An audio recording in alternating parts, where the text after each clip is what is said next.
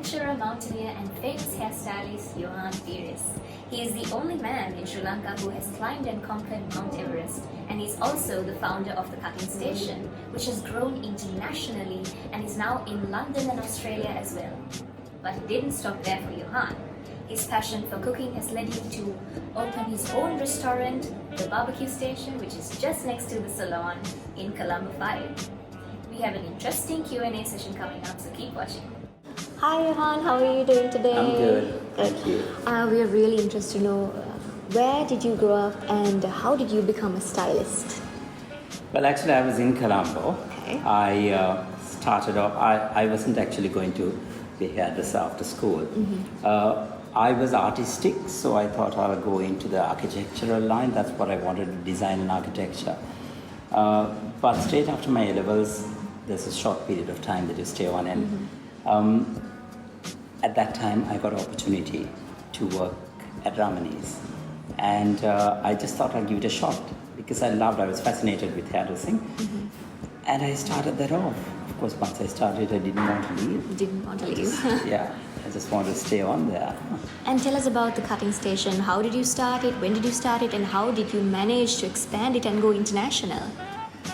I worked with Ramani for about 13 and a half years, till I was really established. I never wanted to start off on my own at that time, and I went into a partnership with her. But subsequently, I wanted to expand, I wanted to do things of my own, so I think I wanted to broaden my horizons and, really work on things. So I decided to move out on my own, and I started Cutting Station in 1999. And ever since that, we've quietly expanded. First was Water's Edge. Now I have one at One Golf Face as well, 3 in Colombo. And then I got the opportunity to open overseas as well, because there were some of my colleagues whom I had worked with who were overseas, and they wanted me to come into partnership with them. So I did that, and we started off in Bristol in UK. Okay. And then subsequently 2 in Australia, in Melbourne. Oh, that's really great. That's really great. So as a person and as a stylist, what do you think challenges you the most, and how do you gain your motivation to carry on your work later? So there are different forms of inspiration that I draw from. It's funny, but lots of people wonder what my connection with actually hairdressing, being an artist, and then climbing and being in the outdoors, because that's something I have a lot of passion for. But I always say that I get my inspiration also from nature. I draw from nature a lot, because there's so much out there that you can learn from. You can learn about, you can take that inspiration and put it into your work, really.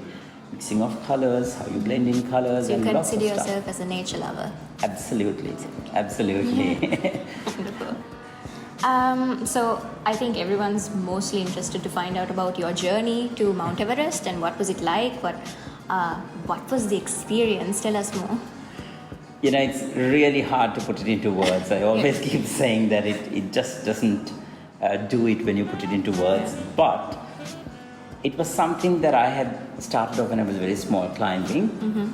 And my father is the one who got me into it. And once I got into that, I wanted to explore a little more. I wanted to take it to different heights. And then we started going to other mountains elsewhere. We did everything in Sri Lanka. And then we started going outside and exploring the mountains outside. And then in 2012, I climbed this mountain called Island Peak in the Himalayas. That's when I first met Jayanti. And the two of us looked at Mount Everest, and she asked me, would you ever do this? Would you ever think of climbing it one day?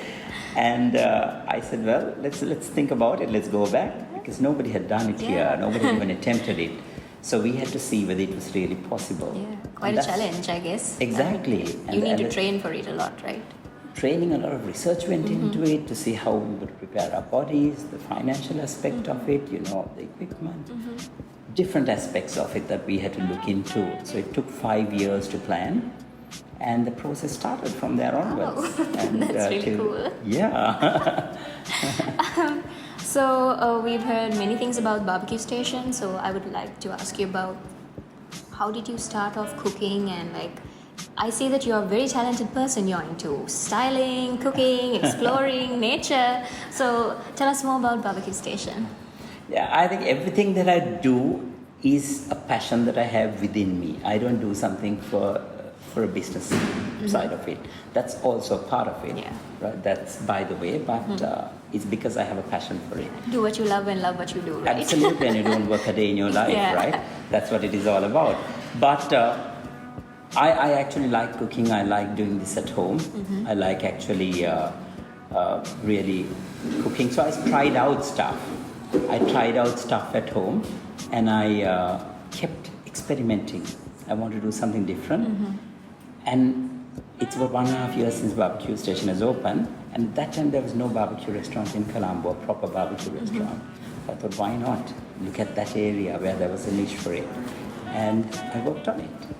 Do you have any plans for the future, like anything interesting, something that you can tell us that we can expect maybe? Well, I'm a bit spontaneous, so I like just working with ideas that I get. But yes, I don't know where I'll take barbecue station to. There are lots of ideas in my head, but I'll let this run for a while, and then take it as it comes, take step by step. But there are a few things in my mind which they're still in a very primitive stage, so I don't know whether I should talk about it, but it'll grow. It'll grow. Some of the ideas grow, some of them become something, and some of them don't. But I guess if you don't try, you will never know. Exactly. Wonderful. Thank you so much. It was really nice having you with us. Thank you so much. Thank you for having me.